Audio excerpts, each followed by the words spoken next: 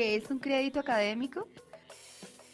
Un crédito académico es la unidad que mide el tiempo que el estudiante requiere para cumplir a cabalidad los objetivos de formación de cada asignatura. Para determinar cuántos créditos debe tener una asignatura, el profesor que la ofrece debe calcular cuánto tiempo necesita dedicar un estudiante para cumplir con todo lo que le exige. Asistir a las clases, hacer los trabajos, las exposiciones, los laboratorios, las evaluaciones, en fin, durante todo el semestre. En esa cuenta, por cada 48 horas se asigna un crédito. Por ejemplo, una asignatura A que requiere 6 horas de dedicación semanal, puede ser 3 horas de clase y aproximadamente 3 de trabajo fuera de clase. Durante un periodo académico normal, 16 semanas, suman 96 horas. Dijimos que por cada 48 horas se asigna un crédito. Entonces, esta asignatura será de 2 créditos, 48 más 48. Otro ejemplo es la asignatura B, que requiere 9 horas de dedicación semanal. Puede ser 4 horas de clase y más o menos 5 de trabajo fuera de clase.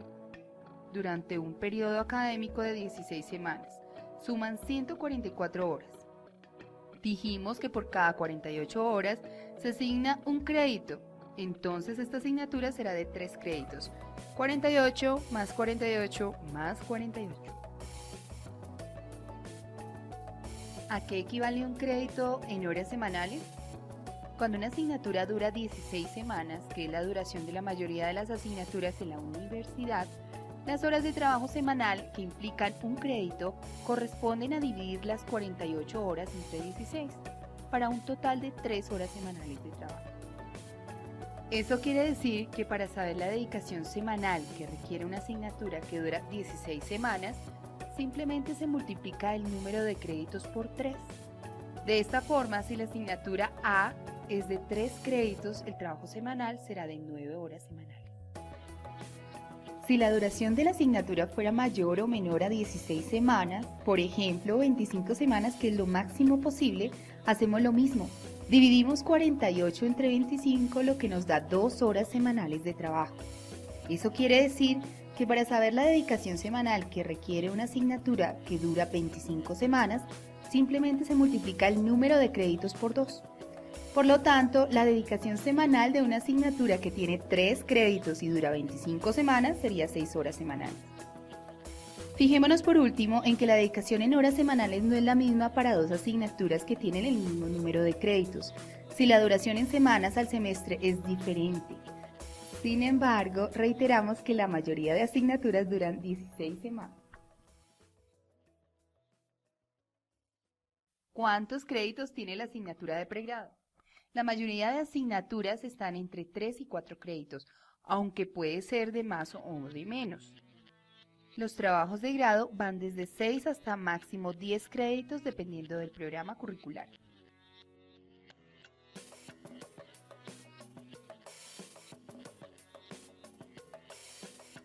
¿Cuántos créditos debo inscribir por semestre?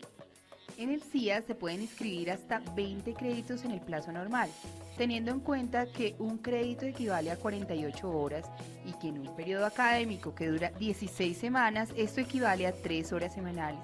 Eso significa que 20 créditos requiere una dedicación de 60 horas cada semana, o sea, 10 horas de lunes a sábado, contando horas de clase, laboratorios y estudio personal.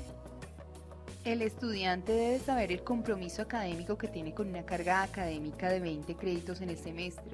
Por eso no se recomienda inscribir tantos créditos. Sin embargo, durante la semana de adiciones es posible inscribir más de 20 créditos respetando la autonomía del estudiante.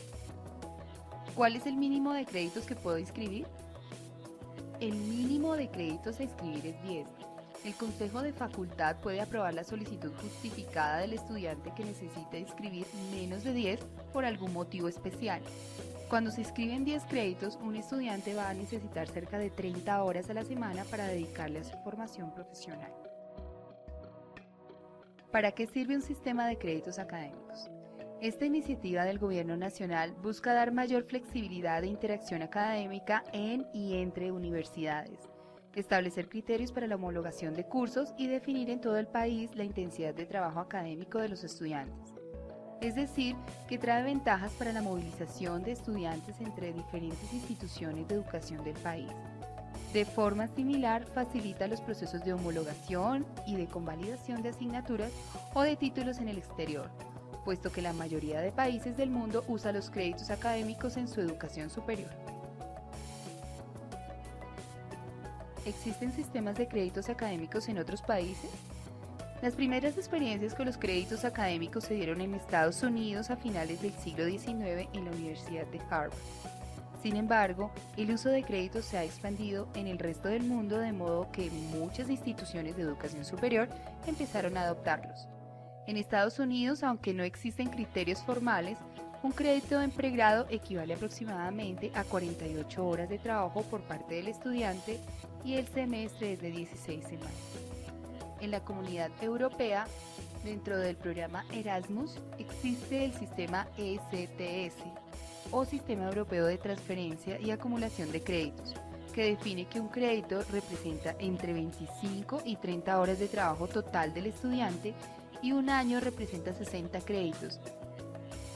Cada programa de pregrado oscila entre 180 y 240 créditos y un programa de maestría se define en 120 créditos.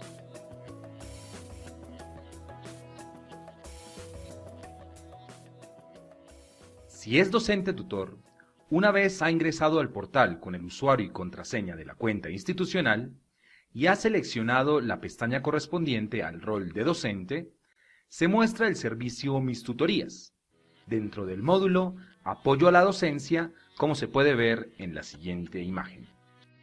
Al hacer clic sobre el servicio Mis Tutorías, una alcía mostrará la siguiente pantalla, donde listará a los estudiantes que le han sido asignados para realizarles el acompañamiento académico. Se selecciona la opción Ver para un determinado estudiante y de la información que se despliega se hace clic en Historia académica. Una vez en esta pantalla, al final se encuentra un cuadro llamado el Resumen académico. Allí se pueden encontrar los promedios, el porcentaje de avance del plan de estudios y la información sobre créditos. Si es estudiante, cuando se ingresa a la página del CIA con el usuario y contraseña institucional, se escoge dentro de la sección Archivo la opción Mi historia académica. Allí se encuentran todas las asignaturas cursadas y al final se encuentra el resumen académico, en donde están los promedios, el porcentaje de avance del plan de estudios y la información sobre créditos.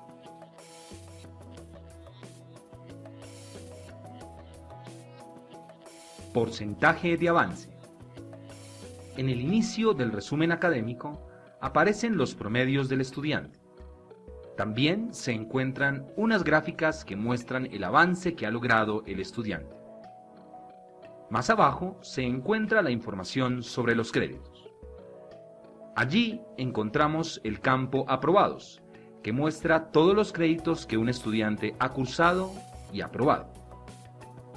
También se encuentra un campo con un nombre similar, denominado Aprobados del plan, que muestra los créditos aprobados según los mínimos que le exige el plan de estudios.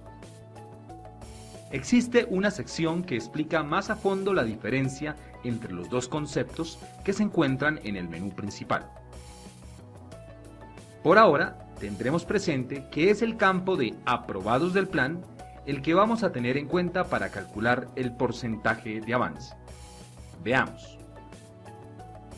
En el resumen académico que vemos acá, el porcentaje 47.9 resulta al dividir el total de créditos aprobados del plan, 78, entre el total de créditos exigidos del plan, 163, y multiplicar dicha división por 100.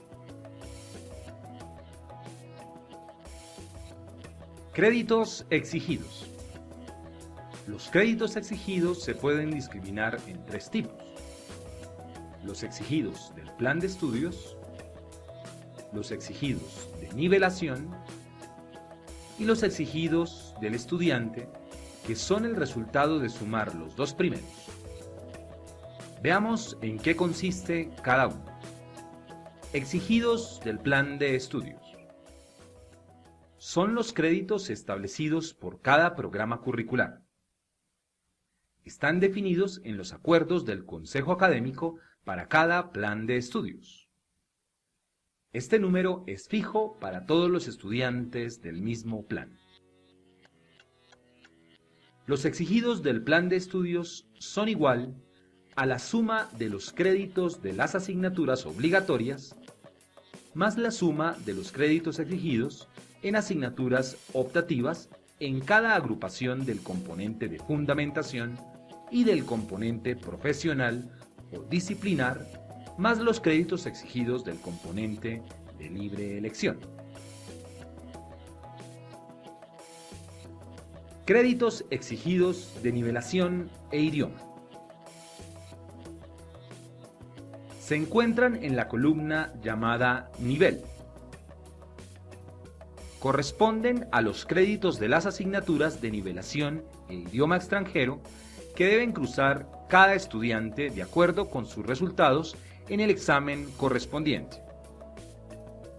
Esto quiere decir que los exigidos de nivelación son igual a los exigidos de matemáticas, que pueden ser 0 o 4, más los exigidos de lectoescritura, que igualmente pueden ser 0 o 4, más los exigidos de inglés, que máximo pueden ser 12.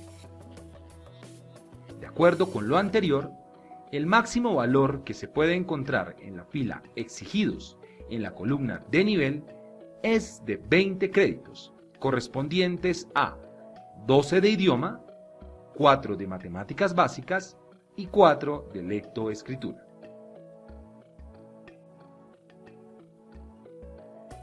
Créditos exigidos del estudiante. En el resumen académico del CIA, los créditos exigidos del estudiante se muestran en la fila Exigidos, en la columna Total de estudiante. Son los créditos exigidos del plan de estudios más los créditos exigidos de nivelación, establecidos para cada estudiante. ¿Cuál es la diferencia entre créditos aprobados y créditos aprobados del plan? Para entender la diferencia, tomemos un ejemplo real del plan de biología, que exige 68 créditos en el componente de fundamentación.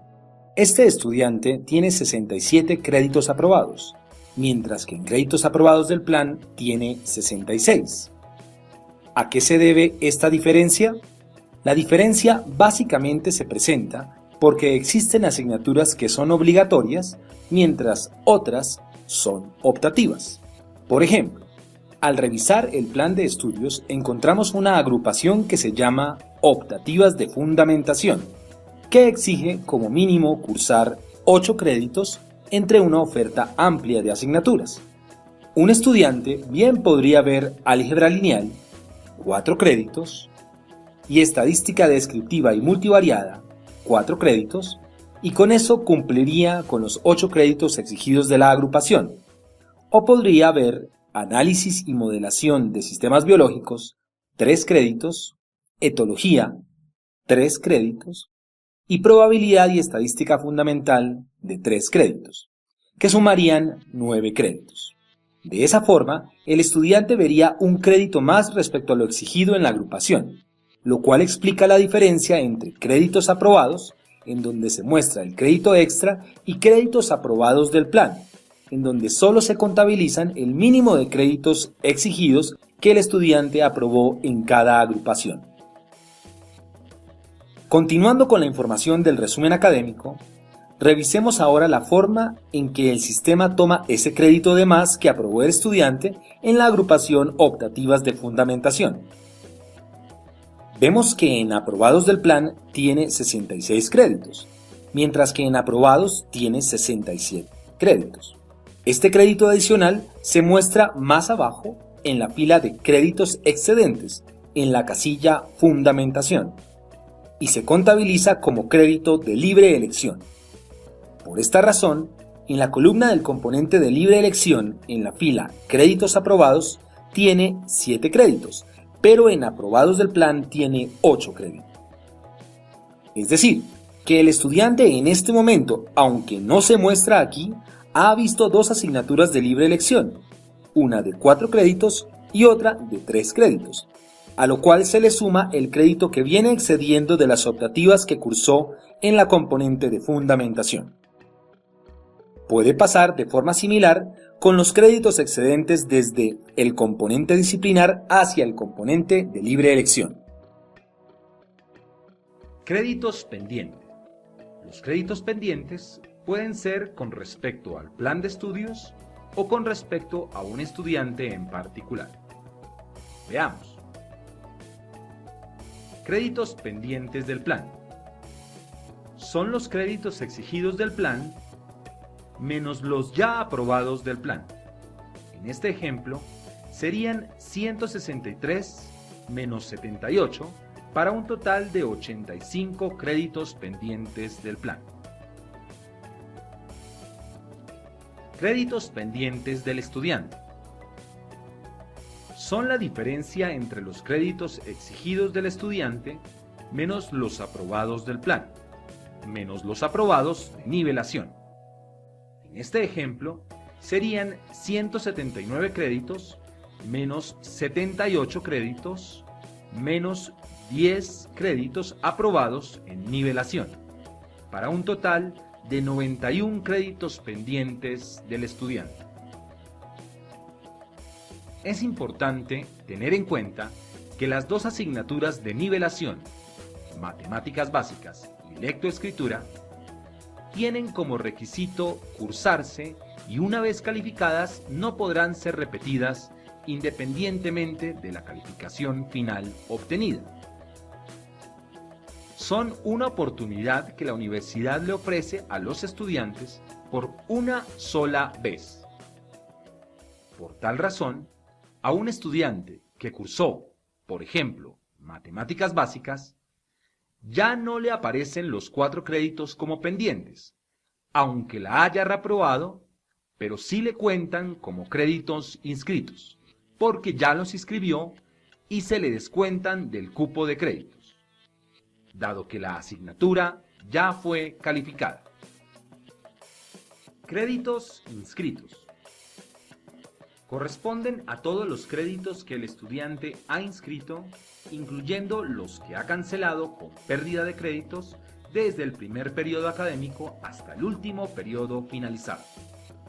Es decir, que si el estudiante tiene cursos inscritos en el periodo actual por un valor de 12 créditos, estos créditos no se visualizarán en el resumen académico porque el periodo aún no ha finalizado. Se hace énfasis en que existe un campo especial donde los créditos cancelados figuran discriminados, pero adicionalmente se encuentran incluidos en la cuenta de créditos inscritos. Total de créditos cancelados en los periodos cursados.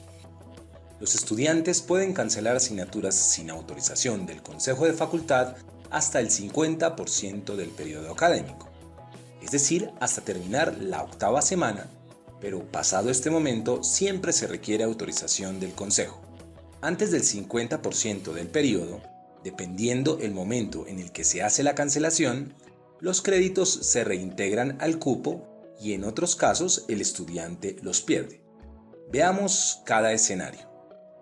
Cuando la cancelación de una asignatura se realiza antes de finalizar la 2ª semana del periodo académico, en el tiempo conocido como de adiciones y cancelaciones, los créditos correspondientes retornan al cupo de créditos del estudiante y, por tanto, no figuran dentro de la casilla total de créditos cancelados en los periodos cursados. Cuando la cancelación de una asignatura se realiza entre la 3ª y la 8ª semana, estos créditos sí son descontados del cupo o, en otras palabras, el estudiante los pierde. Estos se visualizan en el CIA en la fila total de créditos cancelados en los periodos cursados. Dichos créditos también son contabilizados en la casilla de créditos inscritos, pero se muestran aparte para mayor claridad. En este ejemplo, el estudiante ha cancelado 3 créditos entre la tercera y la octava semana.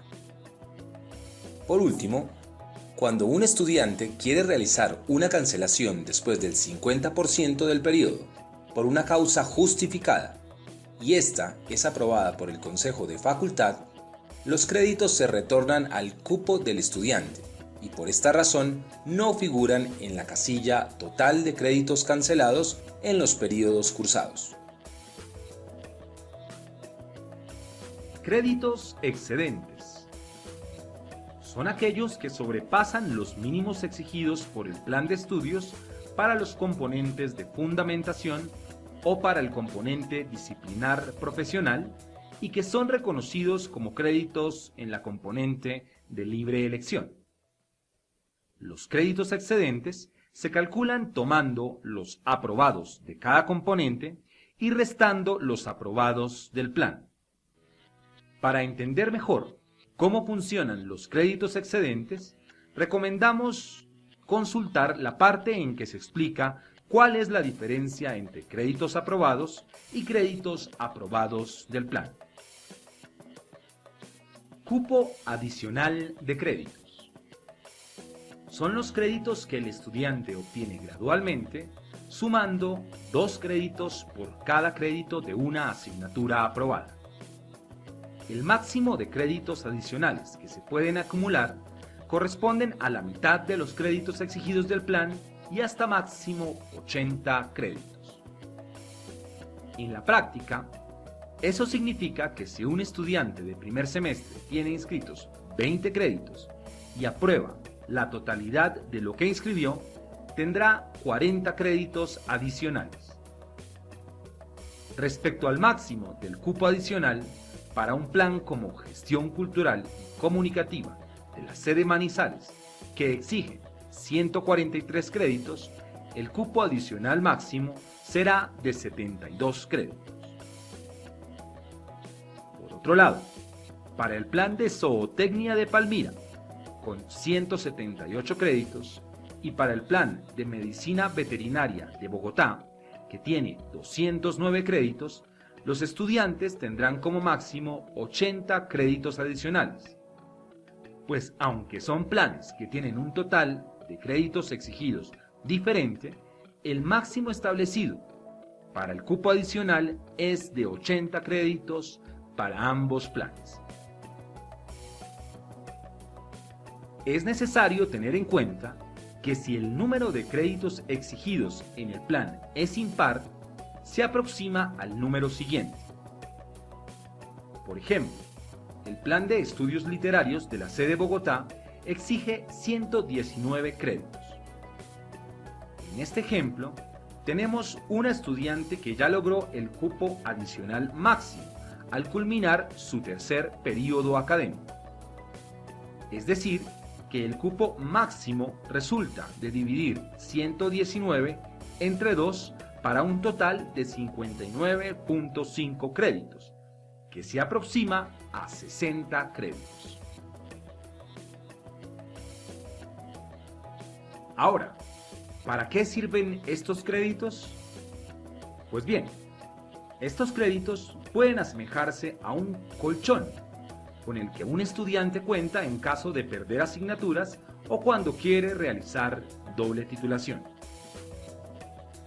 Respecto a la visualización en el CIA, el cupo adicional de créditos se muestra al final del resumen académico en el recuadro Resumen de créditos y se tiene en cuenta también al momento de calcular el cupo de créditos con que cuenta el estudiante. Cupo de créditos. En pocas palabras, el cupo de créditos corresponde a los créditos del plan de estudios más los de nivelación menos los que el estudiante gasta, aprobando, cancelando, homologando o perdiendo asignaturas, más los adicionales que gana al aprobar asignaturas. Utilizando los términos que aparecen en el resumen de créditos, el cupo también se puede expresar como los créditos exigidos menos los créditos inscritos más los créditos adicionales. Existen algunos casos especiales que hacen que el cálculo del cupo de créditos se deba ajustar por situaciones específicas. Dichas particularidades se exponen en detalle dentro de los siguientes ejemplos. ¿Cómo se calcula el cupo de créditos de un estudiante que ingresó antes del 2009?